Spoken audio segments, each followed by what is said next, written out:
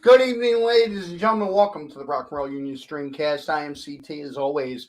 I wanted to give a big shout out and a thank you to everybody that showed up at the Union Firehouse this past Saturday night. It was a great evening. Very honored to have been there. Celebrating 5 years. I can't believe it's been 5 years of Rock and Roll Union already. Just wanted to say, again, a big thank you to all the bands. Carte Blanche, Sick Vicky, and Scorpio did a wonderful job tearing it down for you guys. Jackie Bam Bam was came by and hung with us the whole night. Honor having him there as well. We had a blast with Jackie, man. And everybody else that showed up and came out and hung out. Much thanks. And have to drop a note for our sponsor. That is Rosenfeld Dental Associates, located at 1095 Inman Avenue in Edison, New Jersey. Go Rock or Smile with the Rock Doc David Rosenfeld. Nominated, now I can say it's official, nominated Top Dentist of 2023 for New Jersey. Call them, mention the Rock and Roll Union. You'll get an amazing discount upon booking your first visit. So this evening we have a great guest for you guys. I became aware of this band a few months ago through word of mouth. And went and checked out their debut album. They pushed out a single right after the debut album. I am speaking of Who on Earth, and with us is Pete. Let me unmute you there, Pete. Yeah. Pete, thank you so much for being with us tonight. Hey, CT, thanks for having me, man. It's great to be here. Man, so I was telling our viewers, you know, I got wind of you guys a couple months back. Usually when there's somebody really good on the scene, word gets out, word spreads around, and checked you guys out. Your debut album came out in October, right? That's right. And then you guys followed that up in March with the single Unbeaten. We just put out Unbeaten a few weeks ago. So was it a few weeks ago? Okay. Yeah. Well, Unbeaten, the song is a song on the album. We did an alternate version of it that was not on the album. That has the orchestral music of Mike Romeo, and Mike Orlando did a whole acoustic thing, and we brought in a great female singer. So we just kind of redid that version. We put it out on the first day of spring. That's awesome, man. And I got to say the video for that was it picked me up today, man. It was a really, really cool video. I wanted to get into a little bit of the history of Who on Earth, because you guys, with releasing your debut in October, you guys haven't been together very long, or has it been a while and you just put out the new album? Yeah, no, usually that's a softball question, but for us, it's not, because we're a little bit unique. A lot of people are like, how come we never heard of you guys? And there's a reason for that. Kush, our lead singer, played in cover bands for years in a band called Madhouse in the area. And I guess right before COVID hit, I guess sometime in 2019, we were like, we just said, you know what, let's we're done with the covers, man. We're done with playing these late nights, playing songs that we don't even listen to. And, nothing against the cover scene, but we were just done with it. We wanted to make a go at writing our own songs. We had some songs from our past, some brand new stuff that I was knocking around. And we decided to do an album. And we wrote 10 songs. We put 10 songs together. We went into the studio with Mike Orlando. Mike played guitar on it. I grabbed Joe Diacqui, who I play with in a band called Pierced. He kind of did me a favor, and ultimately ended up joining the band. He's a full-time member. But so we put this thing together as a project and formed the band after the album was done. We tried different guitar players, and so that's why we were never on the scene as Who on Earth. And funny enough, when the album was done, we didn't even have a Facebook page. So we had what we thought was a really good album. We're like, okay, now what do we do with it? We have to start with socials. Nobody knows who we are. And so we spent a lot of 2022 building up to the release, starting in April. So that's why people are like, how come I never heard of you guys? And that's why we're a little bit of an oddball. Gotcha. So, I mean, you guys and every band have to do things that we never had to do 20, 30 years ago. when we first got into the scene, as far as making that social media presence and knowing where to put things on, whether it be CD Baby or Spotify or Anchor or any of that stuff. It's really tough waters to wade through. And did it take you guys pretty much most of the year to kind of get that underneath of you? Yeah, big time. I mean, we literally started with Facebook, with friends and family, trying to find out which social media platform was going to work best for us, and educating ourselves. Look, when we were first starting playing music, not to date ourselves, but it was, stapling flyers to telephone poles, Yeah, I hear you. I hear you. and playing gigs and whatnot. But it's way different now, which in a way it's good, in a way it's not, but so yeah, we had to get up a learning curve, and we had to start pushing our name out there. And you know how competitive it is. I'm sure you get Absolutely. inundated with new music every day. Yeah. So we jumped into the fray, and trying to get our songs heard and noticed in this massive deluge of new music coming out, which is great, by the way. But man, it's so hard to get to stand out when there's all that. Yeah, you're right. And honestly, you don't have to be nice to say it's all great either. There's some terrible stuff that comes out. Yeah. And it's just, I mean, it's almost like gold mining sometimes, where you got to like know where to look, or you come across a band that's a gem that stands out from everybody else. You guys obviously do that. And I got to say, when I first watched one of your videos, I don't know if you know who this person is, but I was like, damn, his lead singer looks like Brock Lesnar. Do you know who Brock Lesnar is? Yeah, he's a WrestleMania. I used to take my kids Yeah. to WrestleMania. Yeah. Your lead singer looks like Brock Lesnar to me, with the bald head and the goatee. And I was like, dude, this guy looks like Brock Lesnar. Yeah, I don't think he would last 3 seconds with Brock, but yeah, I do see some semblance. Man. Yeah. So, yeah. Now, as far as being on that cover scene, what was the one song that you absolutely could not play one more time if people asked you? Hey Jealousy by I don't know who the band is. Who was that? Matchbox? Now, was it Matchbox 20? No, we used to do 3 a.m. by Matchbox 20. That wasn't terrible. Hey Jealousy, Jim Blossoms. Oh, yeah, there it is. I said, guys, that and Blink 182. It was a song. I said, I can't do it. We can't do it anymore. Now, were you guys doing like weddings and stuff, or were you just just bars and clubs? And we'd throw in, fairies wear boots, and we did some of our own, some of the good stuff too. But it was, it was tough. Now, is your guitar player still in Pierced? Johnny James just joined us, so we have 2 guys from 3 of us are in Pierced and in Who on Earth. So Joe joined, and Joe and I have been doing double duty, and then I just, after a little bit of a courting process and stroking, Johnny James is in the band too, and Bruce Gatewood. Wow. We're a 2 guitar lineup now, which gives us so much optionality. I always wanted the band to be a 2 guitar, twin guitar lead attack. I'm an Iron Maiden, Judas Priest, Tesla. You know what you can do with 2 guitars, and having that element now is just incredible. So now, if Who on Earth was ever to do a cover song, what cover song could you see doing? Is there one that you would bring to the table? Yeah, we actually we're working on, we have one that we're really making our own. I think we'll put it on the next EP or CD that we do, because Koosh just kills it. And believe it or not, it's a Toto song, Hold the Line. Yes. Great tune. We put some bass distortion in it and heavied it up and tuned it down a little bit, and it's great. So we love doing that, even though it's not really on our fairway of what we sound like. We felt like doing a cover that you wouldn't expect from us and remaking it. I would like to remake. If we're going to do a cover, we really want to remake it, and not just do it. So that was going to be my next question to you. Is one of my pet peeves is, if you're going to cover a song, you got to make it yours.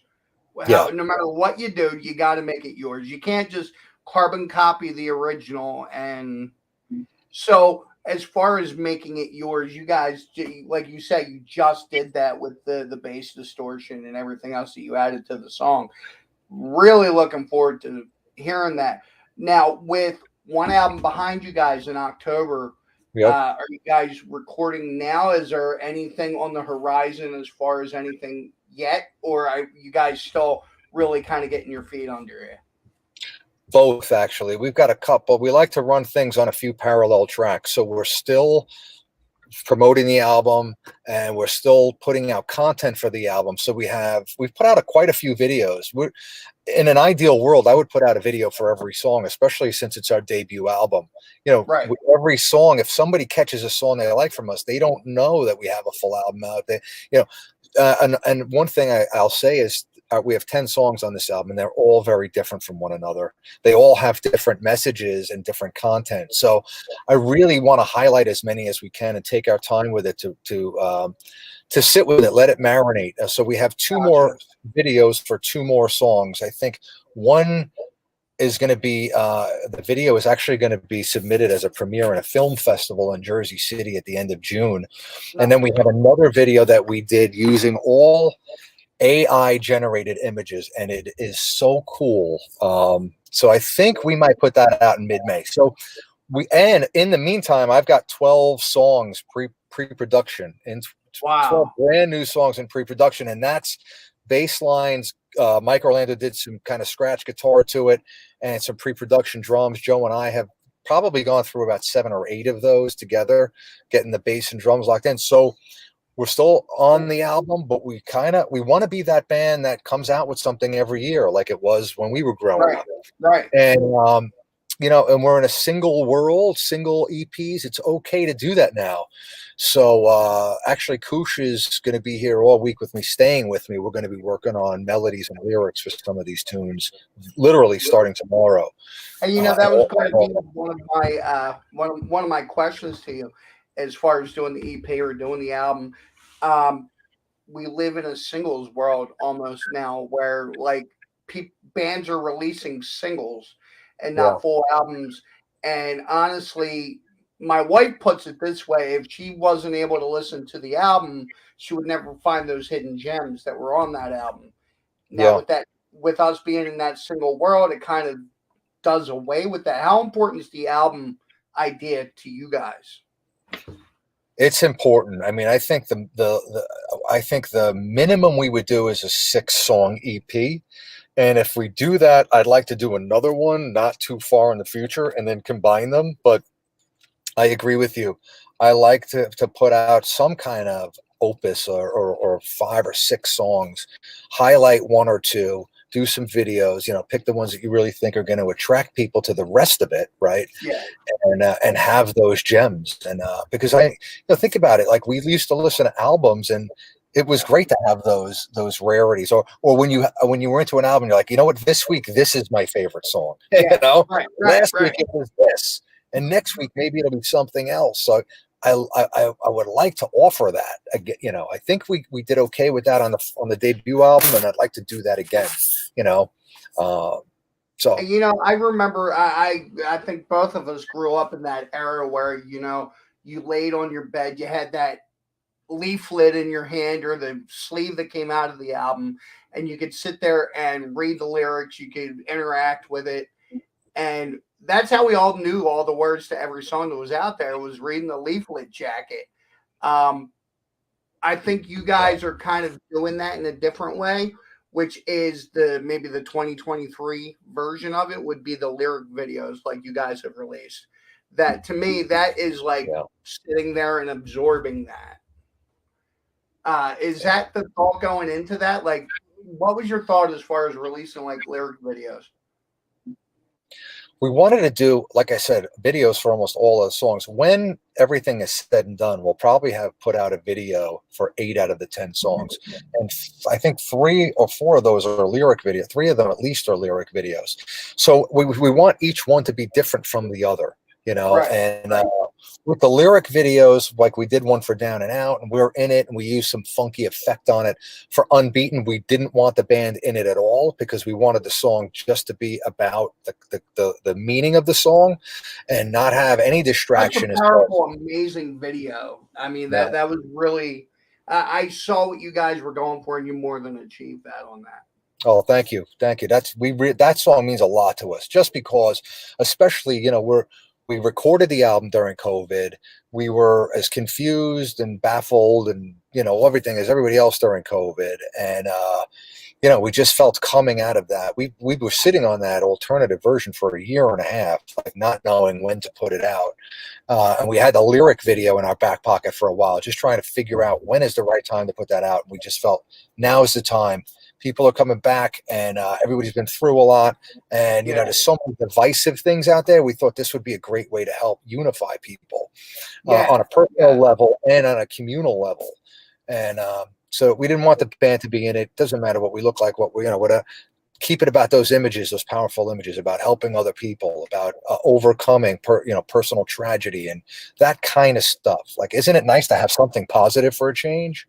And I'll tell you what, the video really made me start questioning maybe marketing it for you guys as far as maybe sports packages, like when you see a montage on a sports program, things along those lines. I see you guys being able to do that with that song because it's like you said, it's got that universal message to it. Yeah, yeah, cool. I appreciate you getting it.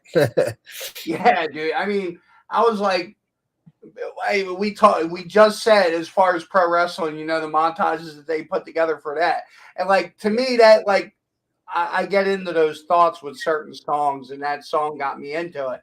Yeah, And the Susan B. Komen thing, that part in the video, yeah. and the special needs and disabled, and like I've worked with all those populations as far as being a teacher is concerned. And yeah, I totally got that video, man. It was a really good job by all you guys. No, thank you, thank you. Yeah, I mean, I remember walking into St. Jude's Hospital years ago. I used to work on Wall Street, and I played in a band there, and we did a charity for St. Jude's and raised a bunch of money from the big shots on Wall Street. And I went to visit the hospital, and I'll never forget it because I walked in there, and you had all these kids who were sick and heads shaved, and they're just playing and riding big wheels and throwing a ball around, just like what kids are supposed to do. And in a way, it was heartbreaking, but in a way, it was like so encouraging and powerful. And it's like, if I ever think I have a problem, I should Yeah, right. remember this, you know? Dude, great job with that. Thank you. So as far as big gigs, I know you guys got a couple of things coming up. What do you have next down the line, and what are you looking forward to most? Okay, so we got a bunch of things coming up, kind of speckled around. We've got Staten Island this Saturday at Mother Pugs. That'll be our first Staten Island gig. We've got Artie's in Frenchtown at the end of the month on the 29th, playing with the Sleep Signals is the band, I think, that's headlining.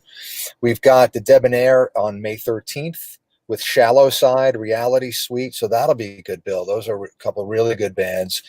And then we got a bunch of things in June. We're doing a great charity at the Cavern in Jackson for kids with cancer in Ocean County with some other great local bands. We've got EJ's down at Seaside on June 17th, I think. And then we've got something at Dingbats again in July.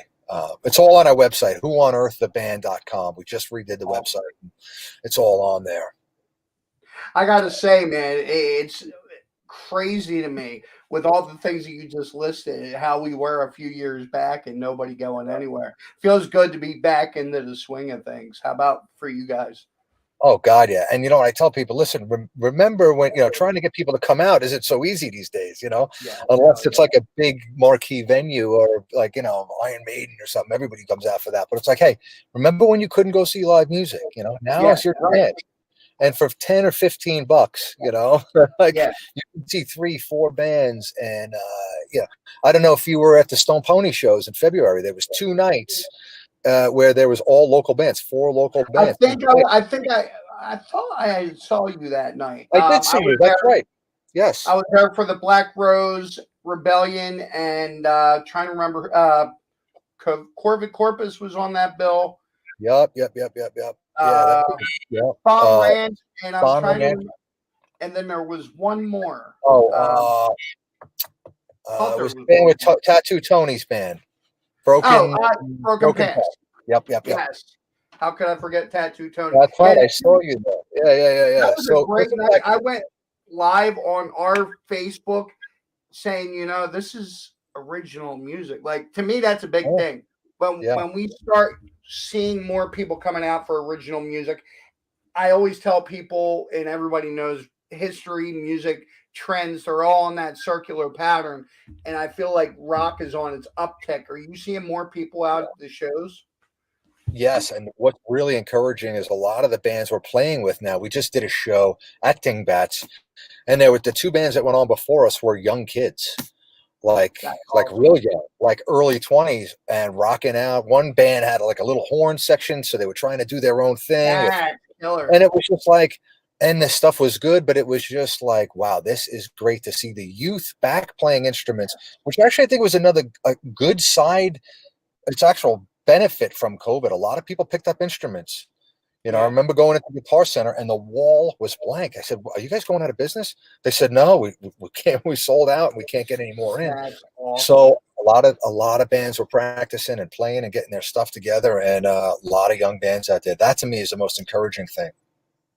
Now, with you being on the scene as long as you've been, whether it be in the cover or the original part, how important is it for bands that are coming up in that scene to come out and support other bands and kind of back them up? Like, some people will only come out when they're playing a gig, but then there's those in the scene that will bounce around and make sure that they come out and try and support somebody.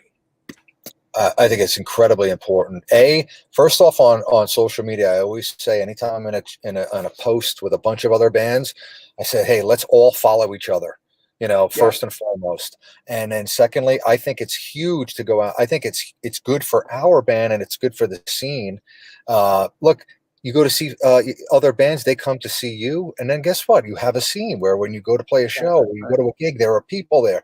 I drag my girlfriend's right next to me. Babe, do you mind if we go see Anvil with Corvid Corpus and Midnight Hellion right. this week? And we go, and it's like I haven't checked out Midnight Hellion yet. I want to go see them, and we go, and we meet the people and we meet the guys and the girls, and we become friends on Facebook, and we support each other's posts, and that's what being part of a scene is all about. Yeah.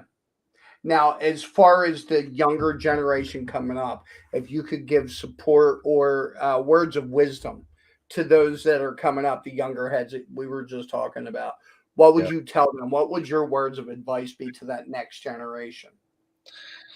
Man, I would just say, look, you have to work hard at this. You have to, and don't get discouraged because there's a lot of competition. Do it because you love it, and always continue to grind every day. How can I get my band noticed by somebody? How can I get my band plugged? What can I do to promote? What have I done to promote the band today to get the name out?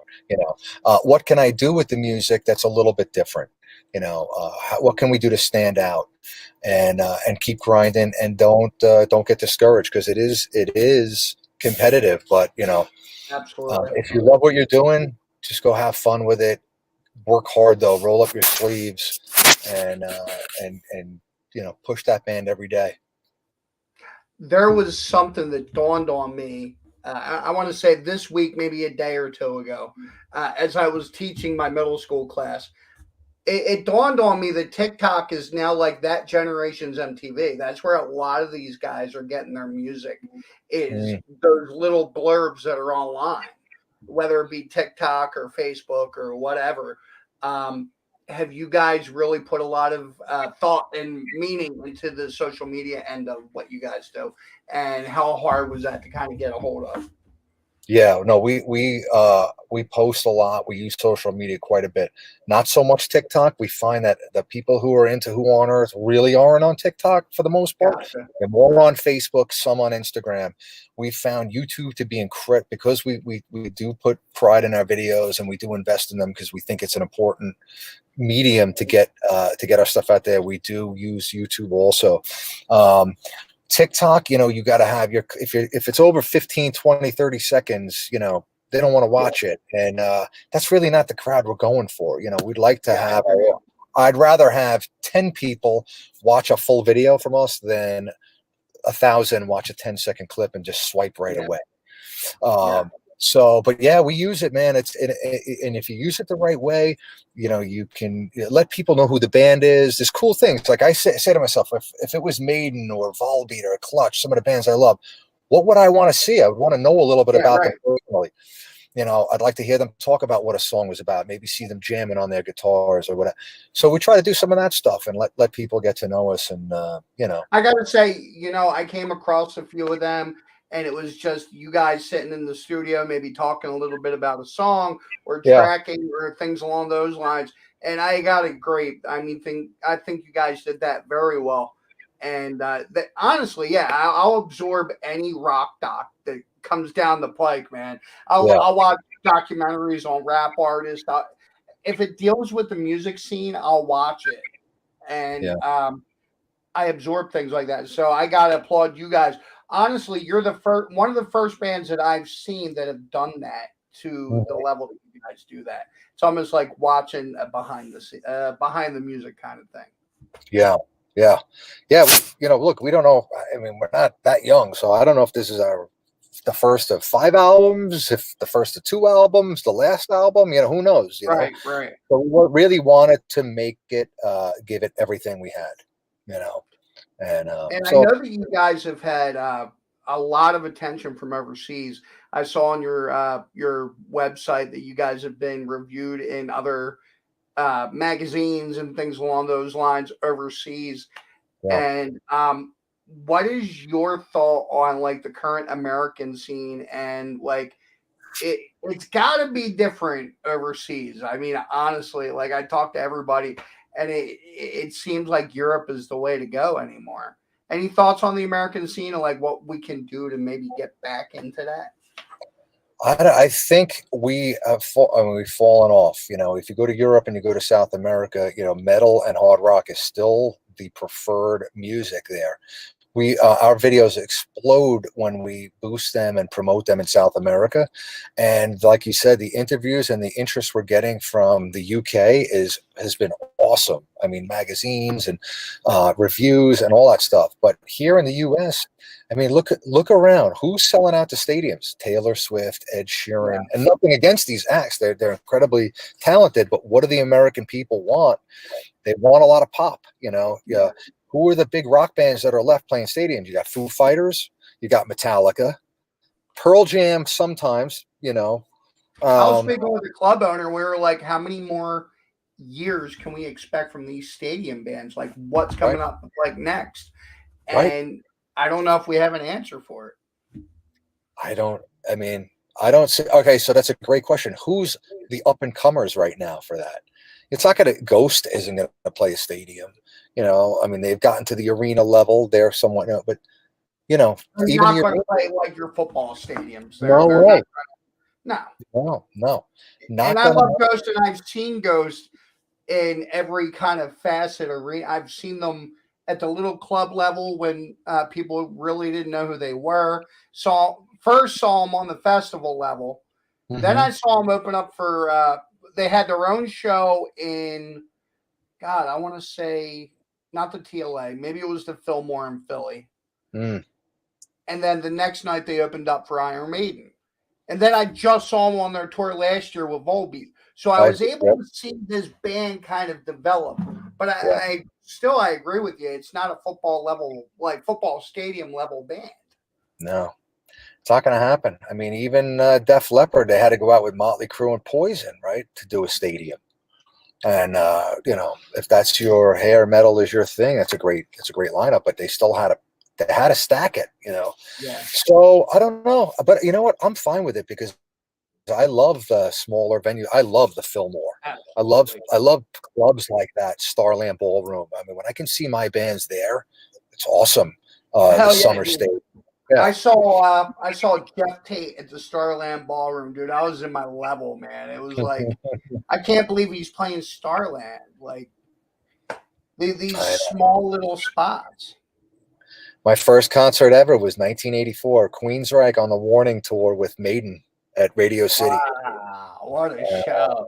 I love Queensryche. I love Jeff Tate. I think arguably one of the best vocalists ever. But yeah, hey man, I don't think he can expect him to sing that stuff at this No, age. But I'll be honest. I was very surprised that he had what he still has.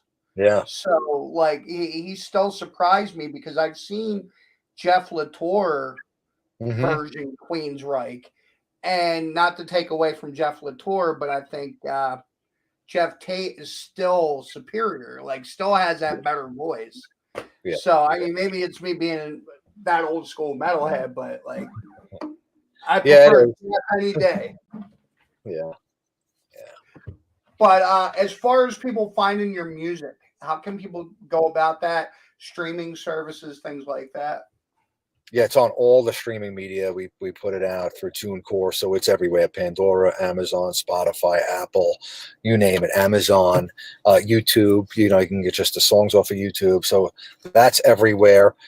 We sell physical CDs. We still believe in physicals. So you know, we have CDs. But yeah, the music's everywhere. And like I said, the website, whoonearththeband.com. We're I on will say Bandcamp. you guys have killer merch on the website. I did Oh, notice that. I'm getting ready to order my ball cap tonight. So yeah, right. your trucker hat, yeah, dude. So yeah, great merch, guys. Find them, support them. This is, I mean, without people watching, without people listening, it falls on deaf ears, man. It's for the people. So what? With 2023, we're about a quarter way through it already. Yeah. Um, where would you like to see Who on Earth by the end of the year? I'd love to see us with a whole bunch of good gigs and with an EP kind of either done or close to being done. With killer artwork, and you know, I'd love for that to be where we're at. And we're gonna, like I said, we're gonna start working hard on that literally this week. Um, Awesome. so yeah, we're gonna keep grinding, man. We want to we got started a little later in life than most, so Yeah. we got shit to do. So Guys, thank you so much, Peter, for being with us tonight. If there's anything we can do, or if there's any upcoming events, please post them on our Facebook page as well, so okay. that we can get out and support. But thank you so much for your time and hanging out. And I know you got stuff to do, but Hey, anytime. Thank you, man. It was great to meet you, and I know we're recent friends, but this is awesome that you do this for local bands. And I mean, anything you need from us, anything we can do for you, we appreciate it, and we'll get you one of those hats on us. Okay. sounds good, man. Thank you so much. All right, pal. Thank You you, have a man. great rest of your weekend. All Or right, you too. rest of your weekend. You see where my mind is. Rest of your week. All right, you too, brother. Thanks, pal. Have I a good night. appreciate it. Thank you. So, guys, that was Pete from Who on Earth, guys. Really, I met him out at the Black Rose Rebellion show that was at the Stone Pony a few weeks back. Great guy, really cool to contact with him, man, and really looking forward to what's coming up next. And talking about what's coming up next, I know I have my back to you. Sorry, guys. I don't like to turn my back on you, but I am going to tell you guys who are coming up next. Next week, we have Poor Mouth Henry, man. I've been friends with these guys for a very long time. Excited to get them out here on the show. They are a cover band in the local scene, and man, these guys have seen everything. The various members have been part of legendary Jersey bands that go back a ways. But guys, just want to say a big thank you once again for everybody that came out Saturday night, everybody that's watching this tonight. Really, really blessed and happy to be doing this for now going on 5 years. So from the bottom of my heart, thank you. So like I said, next week we have Poor Mouth Henry. Really, really cool band. If you are not part of the Facebook group, make sure you subscribe to the Facebook group. Also, subscribe to our YouTube channel and click that notification bell so that you're always aware of everything that we are doing. Guys, thank you so much for being with us tonight. And until next time, don't just leave it. leave it better. Have a